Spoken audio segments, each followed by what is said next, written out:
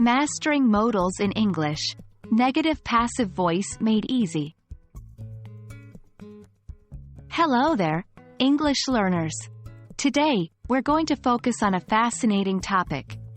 Negative sentences with passive voice and modal verbs. This topic might seem a bit complex, but with a bit of practice, you will handle it effortlessly. So, let's dive right in. To start, let's refresh our understanding of modal verbs. These are auxiliary verbs that express possibility, permission, ability, obligation, or prediction.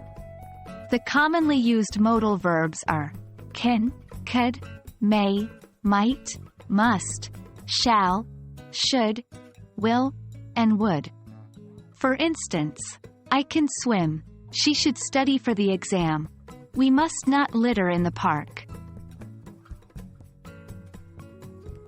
The passive voice in English is used when we want to emphasize the action, the verb, and the object of a sentence rather than the subject. Here's a simple example. Active. The cat chased the mouse. Here, the focus is on the cat, the subject.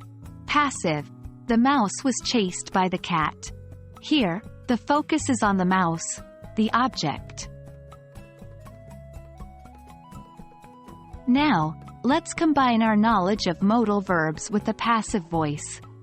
In this structure, we use modal verb plus be plus past participle. For example, the letter can be written by him. The cake should be baked for 30 minutes. The clothes must be washed today. Adding a negative sense to sentences with modal verbs in the passive voice is simple. We just insert not after the modal verb. Modal verb plus not plus be plus past participle. Let's look at some examples. The letter cannot be written by him. The cake should not be baked for more than 30 minutes. The clothes must not be washed in hot water. Now, let's put our learning into practice. Transform the following active sentences into negative passive sentences. 1. John can write the letter. 2. You should bake the cake for more than 30 minutes. 3. They must wash the clothes in hot water. Your answers should look like this. 1. The letter cannot be written by John. 2. The cake should not be baked for more than 30 minutes. 3. The clothes must not be washed in hot water. That's all for today, folks. We hope this video has helped simplify the concept of negative sentences with passive voice and modal verbs for you.